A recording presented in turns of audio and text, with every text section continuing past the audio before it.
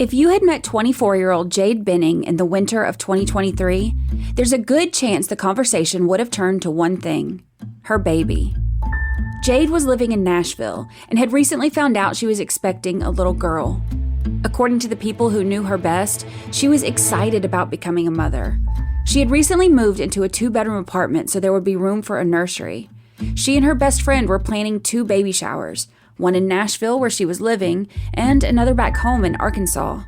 She was talking about baby names, shopping for her daughter, making plans for the nursery, and imagining what life would look like once her little girl arrived. Her future was taking shape, and she couldn't wait for it to begin. On Saturday, February 25th, 2023, Jade invited the father of her unborn daughter over for dinner. She planned to cook chicken Alfredo, and afterward, the two were going to spend the evening painting canvases for their baby's nursery. Detectives would later find the canvases, paintbrushes, and supplies already laid out around the apartment. It was just an ordinary Saturday night, the kind of night that no one expects to become the last. Because before the evening was over, Jade would suffer a catastrophic medical emergency inside her own apartment. She was rushed to Vanderbilt University Medical Center, where doctors fought to save both her and her unborn daughter. Her baby girl would not survive, and after spending days on life support, Jade died on her 25th birthday. At first, it looked like an unimaginable tragedy, the kind of devastating medical emergency that leaves a family searching for answers. But as doctors began trying to understand what had happened, they discovered something that changed the entire direction of the investigation. Suddenly, what had seemed like a tragic and unexplained medical emergency began to look like something much more sinister. 1 year later, U.S. Marshals arrested a man in Logan, Utah, and charged him with the murder of Jade and her unborn baby. He was a former college football star, an NFL scout, and the senior defensive analyst at Utah State. He was also the father of Jade's unborn daughter. His name is Blaise Taylor. Over the past several weeks, a jury has listened to testimony from detectives, doctors, toxicologists, forensic experts, friends, and family as they worked to answer one question. Was Jade's death a heartbreaking medical tragedy or an intentional murder by a man not ready for fatherhood?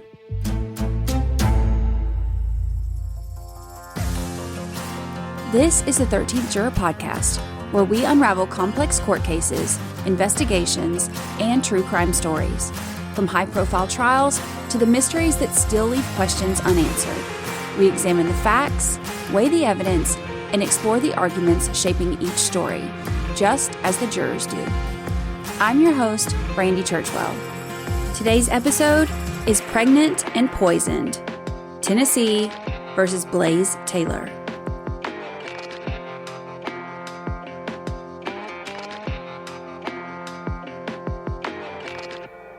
Before Blaise Taylor ever sat in a courtroom as a defendant, he was known for something completely different: football. He grew up surrounded by the sport. His father, Trooper Taylor, was a longtime football coach, and Blaise seemed destined to follow that same path. He played defensive back at Arkansas State, where he became one of the school's standout athletes. He was a 4-year starter, served as team captain, earned first-team All-Sun Belt honors, and still holds Arkansas State career records for both punt return yards and pass breakups. When his playing days came to an end, football never really left. Blaise transitioned into coaching and scouting, eventually earning a position as a scout with the Tennessee Titans.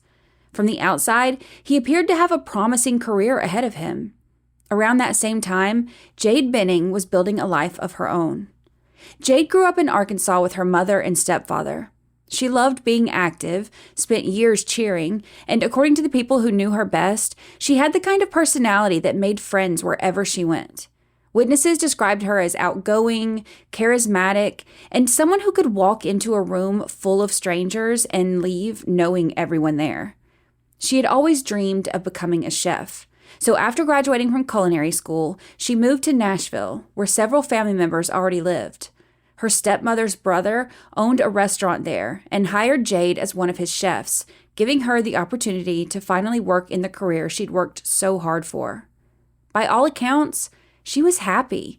She was doing what she loved, living in a new city, and excited about what came next. In August of 2022, one more piece of home arrived in Nashville. Jade's lifelong best friend, Nigea Jackson, moved there for school. The two had met when they were around 6 years old and had remained incredibly close ever since. All through elementary school, middle school, high school, and even into college, they shared just about everything. Testimony described them as more like sisters than friends, and once Nigea moved to Nashville, they slipped right back into their old routine of talking constantly and sharing every detail of their lives. It was also in August of 2022 that Jade met Blaise. The two matched on a dating app and began messaging before deciding to meet for dinner at a place called Stony River Steakhouse. One date turned into another, and over the next several weeks, they settled into what witnesses consistently described as a casual relationship. It wasn't exclusive and it wasn't serious. Neither one expected the other to stop seeing other people, and they kept the relationship largely private. They enjoyed each other's company, but neither seemed to be looking at it as something especially serious. But then everything changed. As the weeks passed, Jade started to wonder if she might actually be pregnant. On November 2nd, she took a home pregnancy test, and it confirmed what she'd been suspecting. She was pregnant. The very first person she called was Nigea. Together, they immediately started making plans for a doctor's appointment to confirm the pregnancy. And the very next day, Nigea went with her. The appointment confirmed that Jade was expecting. Jade began sharing the news with the people closest to her. She told her parents, her family, and her closest friends. Witnesses would later testify that she wasn't scared or upset. She was more excited. She was genuinely looking forward to becoming a mother. But there was one conversation that she still had to have. She needed to tell Blaise. According to testimony, Jade asked Blaise if they could meet in person. They talked that day and then continued the conversation again the following day. But it quickly became clear that they weren't seeing the situation the same way. From Blaise's perspective, this wasn't the life he had planned. He was still in his 20s, they had known each other for less than 3 months, and their relationship wasn't exclusive. And according to testimony, he wanted Jade to have an abortion. But that's not what Jade wanted. She wanted this baby. She told Blaise that he was welcome to attend her next OBGYN appointment on November 16th, if he wanted to, but she also made something else very clear. Whether he chose to be involved or not, she intended to have this baby. She told him that she would love this child unconditionally, with or without him. And because they were on completely different pages about the pregnancy, she suggested it might be best if they simply went their separate ways. And that's exactly what happened. Over the next several weeks, the two stopped communicating altogether. Meanwhile, Jade threw herself into preparing for motherhood. She created Pinterest boards filled with nursery ideas. She started thinking about baby names. She went to her first ultrasound appointment, and as the holidays approached, she talked with friends about how this would be her last Christmas before becoming a mom. She was building a future that she couldn't wait to meet. Then, after weeks of silence, Blaise reached out. When Jade saw his name pop up on her phone, she was hopeful. Maybe he had changed his mind. Maybe he wanted to be involved. Maybe this was the beginning of the two of them figuring out how to co-parent their child. She had no way of knowing that within 2 months, both she and her unborn baby would be dead. We'll be right back.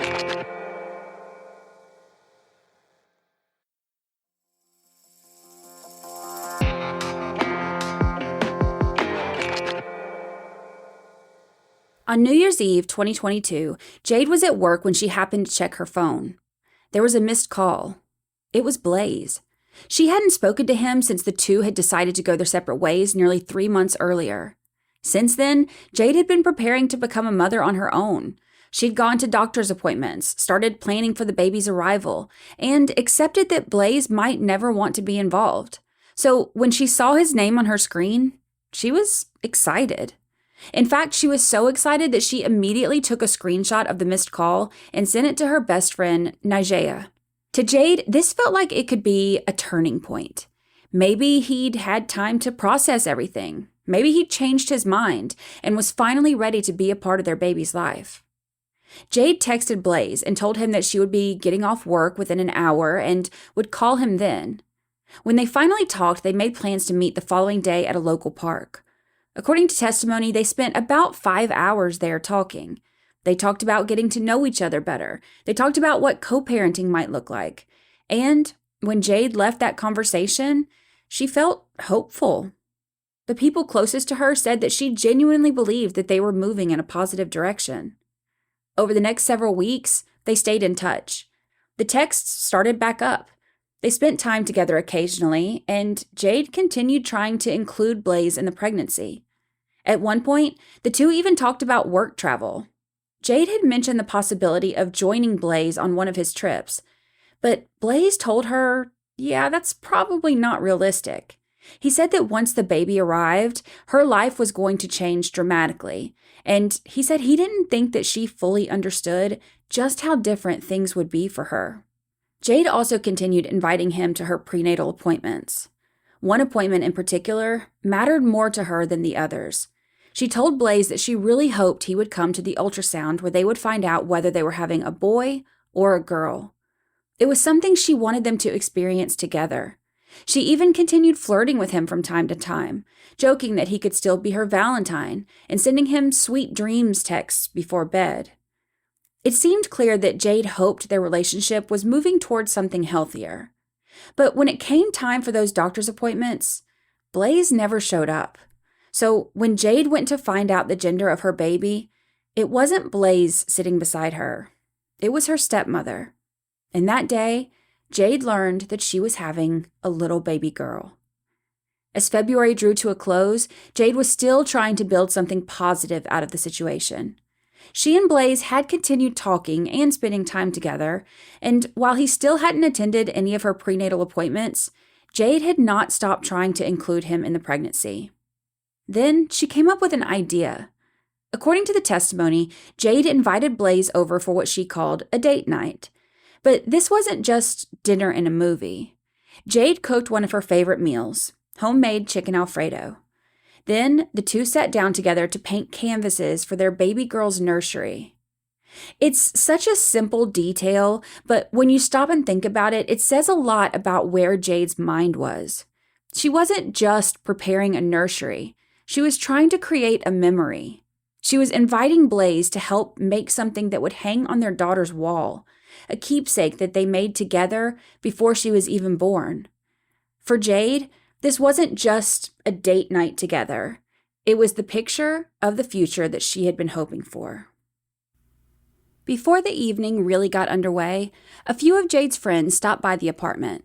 They weren't interrupting date night. In fact, according to the testimony, Jade had invited them over to grab some of the chicken Alfredo that she made before she and Blaise settled in for the rest of the evening together. Looking back, it's kind of a heartbreaking detail, because those friends would become some of the last people to ever see Jade alive. When they walked into the apartment, everything looked normal. One witness testified that Blaise was sitting quietly by himself, kind of absent-mindedly shuffling a deck of Uno cards while everyone talked. Dinner was finished, and the apartment was already set up for the rest of the night. Canvases were laid out, paintbrushes, stencils, and bottles of paint were spread across the table, all waiting for the two of them to start their project. Jade had already decided that she wanted to paint something that she could hang in her baby girl's nursery. So when someone asked Blaise what he wanted to paint, the testimony took kind of an unexpected turn. According to Nigea, Blaise said that he was going to paint a black hole and call it Midnight, adding, "The further you look, the deeper you'll go." Nigea admitted that the comment kind of caught her off guard. Because keep in mind, Jade had been talking about creating something special for the baby's room, while Blaise's idea felt unexpectedly dark.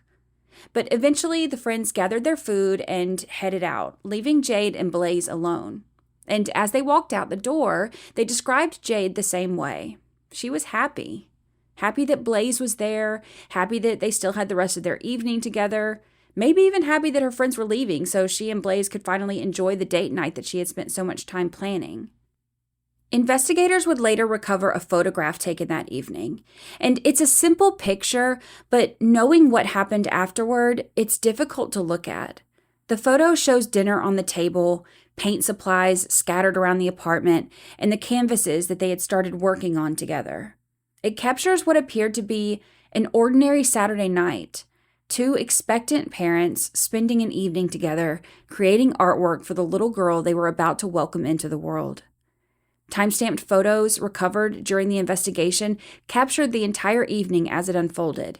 They showed the progress of the paintings, the dinner together, and smiling selfies the two of them took inside Jade's apartment. By all appearances, the night was going exactly the way Jade had hoped. Until 9:47 p.m. That's when Blaise Taylor made a frantic call to 911. As the dispatcher answered, Blaise told her that Jade was having what he believed was some type of allergic reaction. He explained that she wasn't responding and needed help immediately. Throughout the call, the dispatcher worked to understand exactly what was happening while guiding Blaise through what he needed to do until first responders arrived. Within minutes, police officers, firefighters, and paramedics were on their way to Jade's apartment. At that point, everyone believed they were responding to a medical emergency. In the hours that followed, investigators began trying to piece together exactly what had happened inside the apartment that night. According to Blaise's statements, everything had been normal until Jade suddenly began complaining that her stomach hurt. He told investigators that she started vomiting repeatedly, and because she had a history of food allergies, he believed that she was suffering from some type of allergic reaction. He said he gave her Benadryl, hoping it would help, but instead, she became increasingly lethargic before eventually becoming unresponsive. At first glance, it sounded like a tragic medical emergency. But investigators would soon learn that the 911 call wasn't the only call made from that apartment that night. Before Blaise ever dialed 911, Jade had made a phone call of her own to her best friend, Nigea. Now, what Nigea later testified that she heard on the other end of that phone call would change everything. And in an instant, what appeared to be a devastating medical emergency would become the beginning of a homicide investigation. We'll be right back.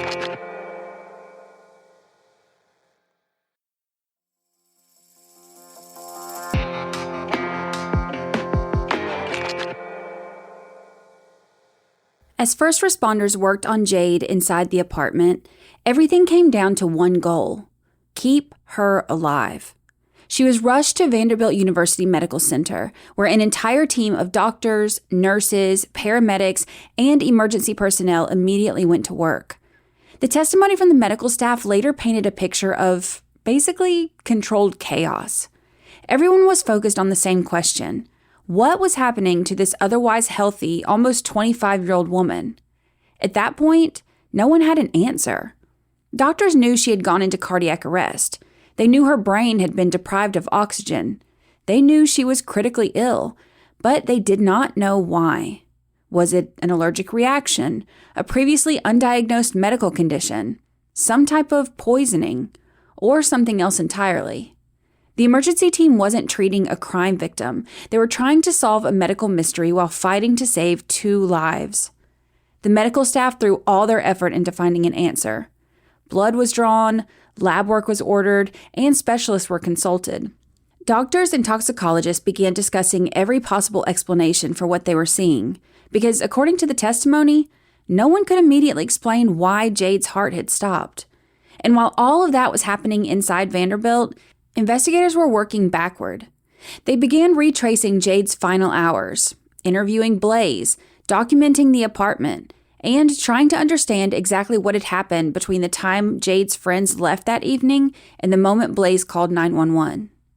At first, it looked like those 2 investigations, the one inside the hospital and the one inside Jade's apartment, were completely separate. But they were about to collide in a major way. Because before anyone at Vanderbilt had an explanation, investigators learned that there had been another phone call that night, one made by Jade herself to her best friend, Nigea. And what Nigella said she heard on the other end of that call would change the entire trajectory of this case. When Nigella Jackson took the witness stand, jurors learned about a phone call that she says she'll never forget. According to her testimony, her phone rang that night, and she saw Jade's name on the screen. When she answered, she knew something immediately was wrong.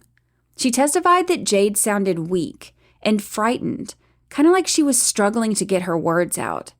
At first, Nigella thought that Jade was maybe just sick, but then she heard Jade speaking to someone else in the room. That someone, according to the testimony, was Blaise Taylor. Jurors heard Nigella recount what she said that Jade said next. She heard her asking Blaise, "What did you put in my drink? I knew my drink tasted funny." Nigella testified that Jade's voice grew weaker as the call continued, but she could hear Blaise speaking in the background, but she couldn't make out what was being said. Desperate to understand what was happening, she stayed on the phone, trying to figure out why her best friend suddenly sounded so different from the woman she had seen just hours earlier. Then came the statement that would become one of the prosecution's most important pieces of evidence. According to Nigella, she heard Jade say to Blaise, "You did this because you didn't want the baby." The call ended. At that moment, Nigella didn't know exactly what had happened inside Jade's apartment. She only knew that something was terribly wrong. Those words would stay with her. As doctors searched for a medical explanation at Vanderbilt and investigators continued piecing together the events of that night, the phone call that Nigella described would transform the way that law enforcement looked at this case.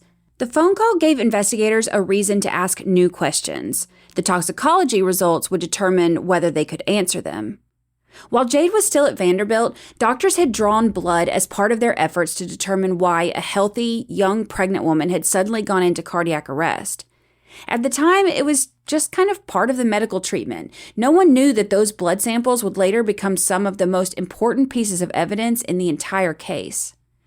The jury heard from multiple toxicologists, emergency physicians, and the medical examiner as they walked through what those tests revealed. Jade's blood tested positive for cocaine. That finding alone raised immediate questions.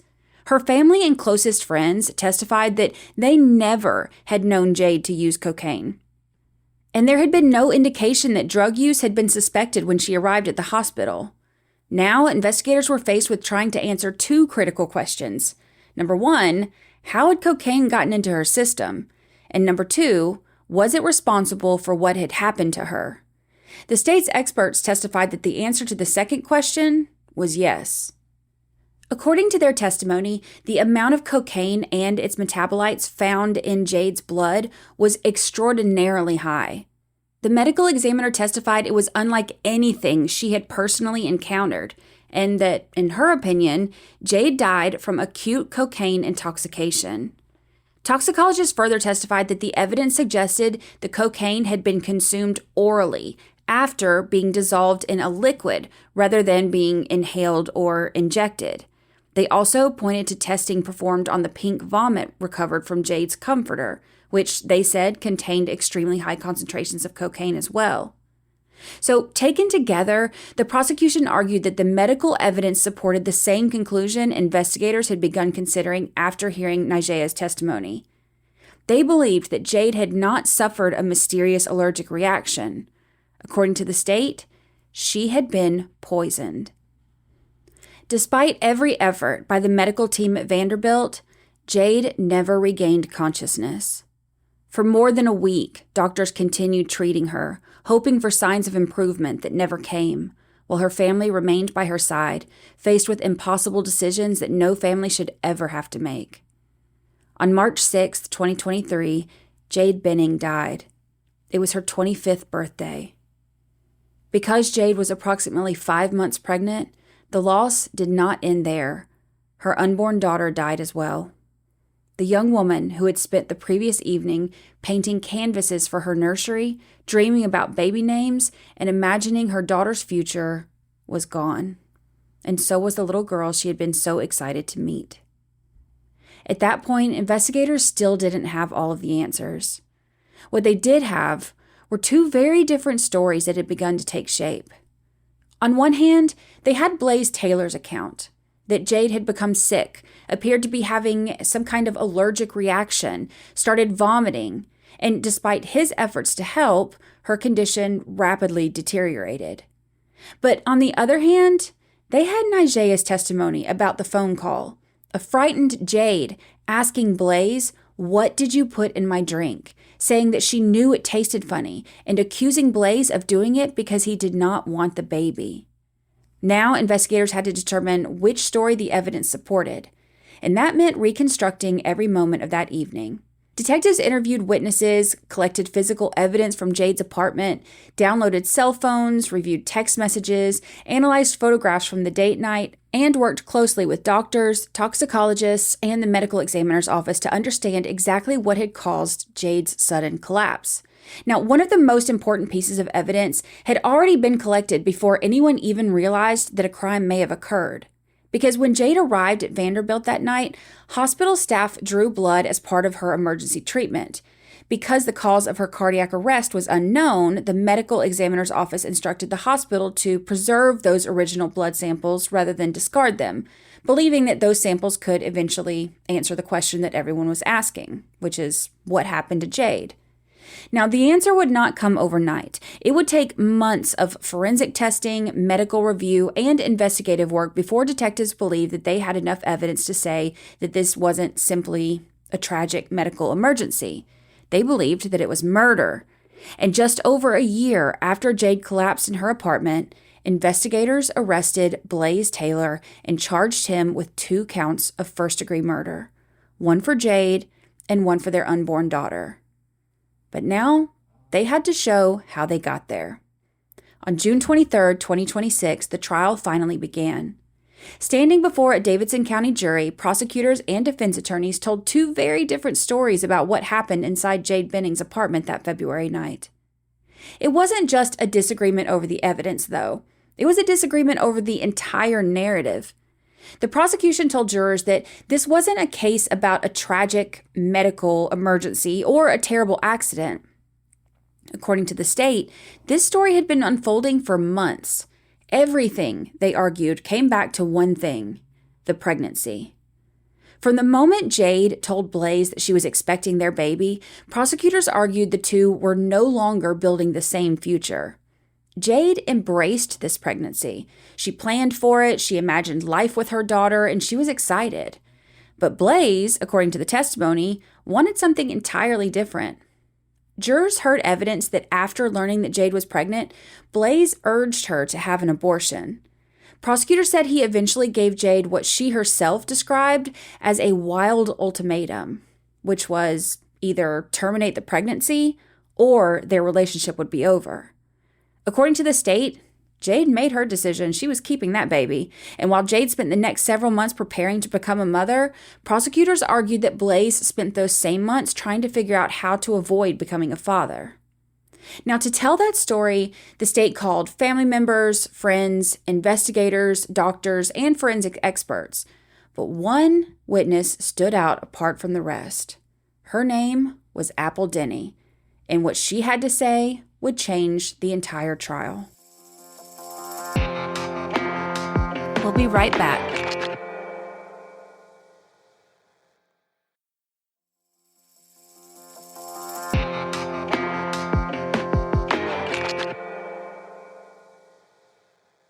Years before Blaise Taylor ever met Jade, he dated a woman named Apple Denny.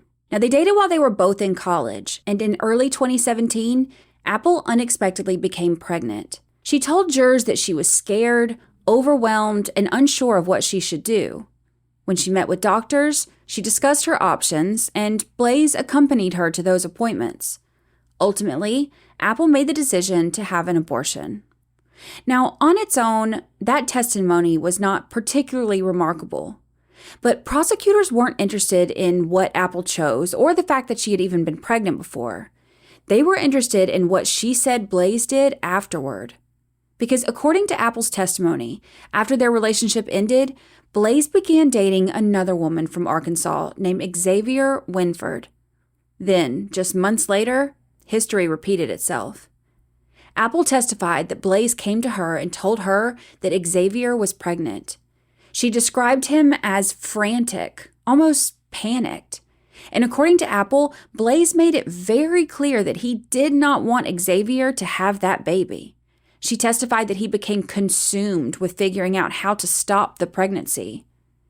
Jurors listened as Apple described seeing Blaise searching online for ways to make someone have an abortion. She testified that he asked her if she could get abortion pills for him and even discussed the possibility of making Xavier take them or secretly putting them into her drink. Now, that's what we in the business call bombshell testimony. That testimony landed like a bombshell inside the courtroom because prosecutors had already spent days presenting evidence that they believe that Jade had ingested cocaine after it had been dissolved into a drink. Now, they're here asking jurors to consider testimony that years earlier, Blaise had allegedly talked about secretly putting something into another pregnant woman's drink to end a pregnancy. The prosecution argued this isn't coincidence, it's a pattern. Apple also testified that Blaise gave Xavier an ultimatum much like the one prosecutors said he later gave Jade. According to her testimony, he told Xavier that if she continued with the pregnancy, he would not have a relationship with her or the child. Apple said she believed that Xavier ultimately did have an abortion, but she testified that Blaise's behavior during that time never really left her. So when she later learned that Jade had died under such unusual circumstances while pregnant with Blaise's child, she felt compelled to tell investigators everything she knew. And as detectives followed up on Apple's information, one name immediately caught their attention: Xavier Winford, because this was not the first time they had heard it. According to the testimony, Xavier's name had already surfaced repeatedly during the investigation.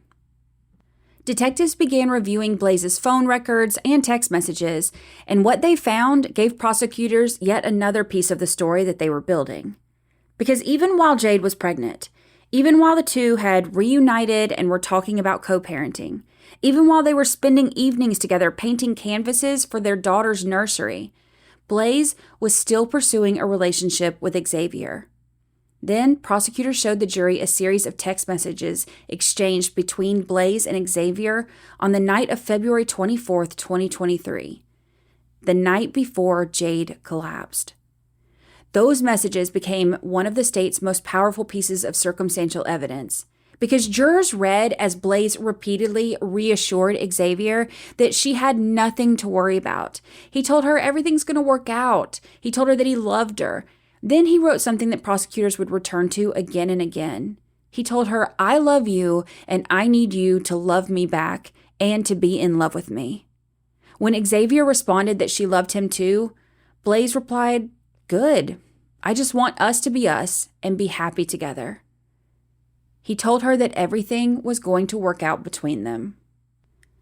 To most people, those might have looked like ordinary text messages between two people in a relationship. But prosecutors argued that there was nothing ordinary about their timing, because less than 24 hours after he's reassuring her that everything's going to be okay and they can be together, Jade would be in cardiac arrest. The state told jurors that those texts were not just love messages, they were motive. And according to prosecutors, Blaise believed that the pregnancy stood between him and the future that he wanted. And those messages, sent just hours before Jade's date night, revealed exactly which future he was planning for. The prosecution said it was simple. Blaise Taylor wanted that baby out of the picture. And when Jade refused to have an abortion, he did exactly what he had done before, looked up ways to force an abortion. They presented medical evidence that said cocaine is known to cause spontaneous abortions. And they reminded the jury that Apple had seen Blaise Googling things that could cause abortions before.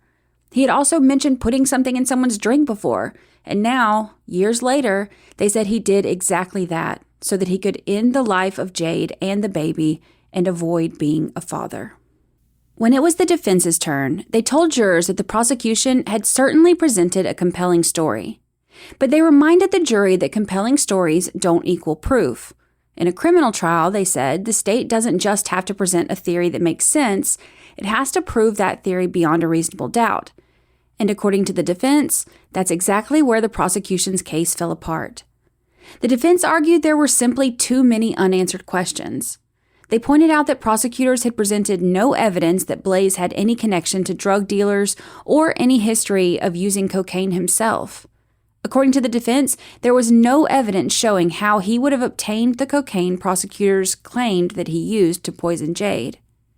They also highlighted text messages showing that Jade had previously talked about using marijuana and mushrooms, arguing that she, not Blaise, was the only one with any history of recreational drug use. Jurors also heard that Jade had consumed THC edibles early in her pregnancy, before she knew she was pregnant. The defense argued those messages challenged the prosecution's portrayal of Jade as someone who would never knowingly use drugs. Then they turned their attention to the investigation itself.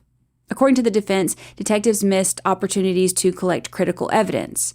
Surveillance footage from Jade's apartment complex was never recovered. None of the drinking glasses collected from the apartment tested positive for cocaine. And, despite the prosecution's theory that the cocaine had been secretly dissolved into Jade's drink, the defense argued there was no physical evidence proving that it actually happened. Piece by piece, they challenged the state's narrative, reminding jurors that it wasn't Blaise Taylor's job to prove what happened that night. The burden belonged entirely to the prosecution. And according to the defense, that burden had not been met. On Wednesday, July 1st, prosecutors and defense attorneys stood before the jury one last time and delivered their closing arguments. Each side asked jurors to accept a very different explanation for what happened inside Jade Benning's apartment that night. Then, after hearing all of the evidence, the jury retired to deliberate. Blaise Taylor's fate was now in their hands. Just 3 hours later, word came from the jury room. They had reached a verdict. The jury found Blaise Taylor guilty of the first-degree premeditated murder of his unborn daughter and guilty of the second-degree murder of Jade Benning. They also found him guilty of first-degree felony murder for the deaths of both Jade and their unborn child. Now, this verdict reflected how jurors viewed the evidence, because by convicting Blaise of the premeditated murder of his unborn daughter, they concluded that the state had proven that he intentionally caused the death of the baby. And by finding him guilty of second-degree murder in Jade's death, they found that he knowingly caused her death, even if they were not convinced that the state had proven it was premeditated. Now, because the jury convicted Blaise of first-degree premeditated murder, Tennessee law required the same jury to hear additional evidence before deciding punishment. Jurors returned for the sentencing phase, where they heard victim impact statements and additional testimony before recommending life sentences. A separate sentencing hearing is scheduled for September 9th. The judge will then determine whether those life sentences will be served at the same time or one after another. As with so many of the cases we cover, this one leaves behind more than just a verdict. Long before there were courtroom exhibits, toxicology reports, or competing expert witnesses, there was a 25-year-old woman who was excited to become a mom. There was a nursery she was already dreaming about. There were canvases she painted for a little girl she would never get to meet. And there was a future that she had already begun imagining. For the jury, though, the question was never whether Jade deserved that future. It was whether the state had proven, beyond a reasonable doubt, who took it away. After hearing weeks of testimony, reviewing hundreds of exhibits, and weighing two very different explanations for what happened inside Jade's apartment, those 12 jurors reached their decision. They found that the evidence proved Blaise was criminally responsible for the deaths of both Jade and their unborn daughter. Now, that doesn't necessarily mean that every question has been answered. This case was built almost entirely on circumstantial evidence. There was no confession, no eyewitnesses to what happened after Jade's friends left that apartment. Instead, jurors were asked to connect the text messages, the phone calls, the toxicology, the medical testimony, and the statements of the people who knew Jade and Blaise best. In the end, they believed those pieces fit together in only one way. As we close the chapter on the trial, I want to leave you with the person at the center of this story, Jade Benning. She was a daughter, a friend, a chef who had finally found her career that she loved, an expectant mother who spent what would become her final evening cooking homemade Alfredo and laughing with friends, painting pictures for her baby girl's nursery. Whatever your thoughts are on the evidence, that's the life that was lost. And that's why this case matters. For me, one detail from this case is the one that I'll remember the most. Not the toxicology reports or the text messages, not even the verdict. It's the image of Jade sitting at her kitchen table, painting canvases for a nursery that she believed her daughter would one day sleep in. Sometimes it's those ordinary moments that remind us exactly what's been lost. My name is Brandy Churchwell, creator and host of the 13th Juror podcast. If you enjoyed this episode, be sure to follow the show on your favorite podcast platform and leave a rating or review. It helps more listeners discover the podcast. And if you know someone who would find this case as fascinating as you did, share this episode with them. For additional episodes, case updates, and more information about the podcast, visit our website at 13thjurorpodcast.com. The evidence has been presented, the arguments have been made, and now comes the same question faced by every juror. What do you believe? Thank you for listening.